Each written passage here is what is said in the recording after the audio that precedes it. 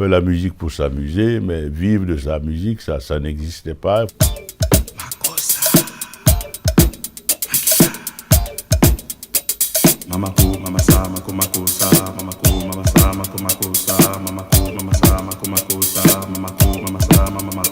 Quand on est jeune, le temps est trop long. Donc, si on arrive à mon âge, à 85 ans, c'est que au fur et à mesure, on apprend et on essaye de rayer mention inutile à chaque fois. On essaye, c'est pas toujours facile, mais il faut essayer. Surtout avoir la curiosité et il ne faut pas baisser les bras.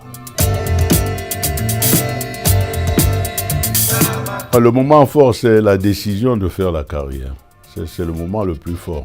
Et c'est pas une décision, ça a l'air comme ça, mais c'est difficile. Parce qu'au départ, le métier que je fais n'existait pas en Afrique.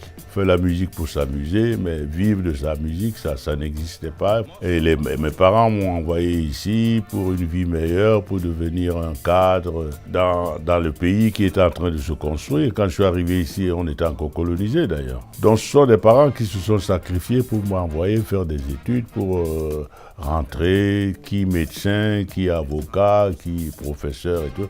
Et qu'est-ce que moi je choisis ? Je suis un renégat quelque part. Hein? Je choisis d'être musicien. Qu'est-ce que c'est que musicien? Alors que les copains de mes parents, leurs enfants rentraient avec des diplômes et tout ça.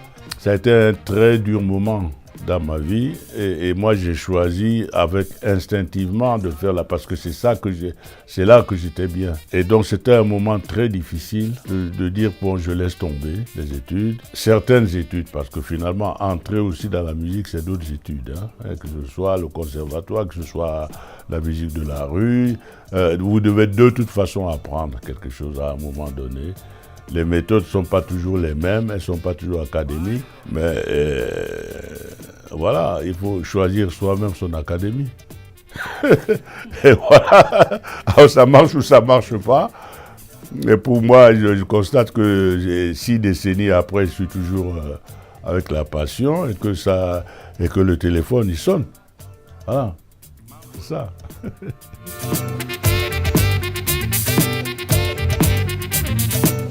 C'est ce qui me fait peur souvent, c'est que les gens s'emparent d'un sujet et puis dans un an on va oublier. Là concrètement, il y a quand même des signes.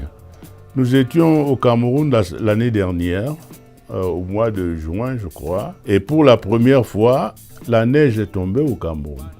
Dans l'ouest du Cameroun, on a montré ça à la télévision au Cameroun, on n'a pas montré ça ici. On n'a jamais eu de neige en Afrique centrale. Et les gens du coin, du village, ils se demandaient ce qui leur arrivait. Vous voyez les changements climatiques, c'est concret. C'est quand même quelque chose de terrifiant, la neige, là.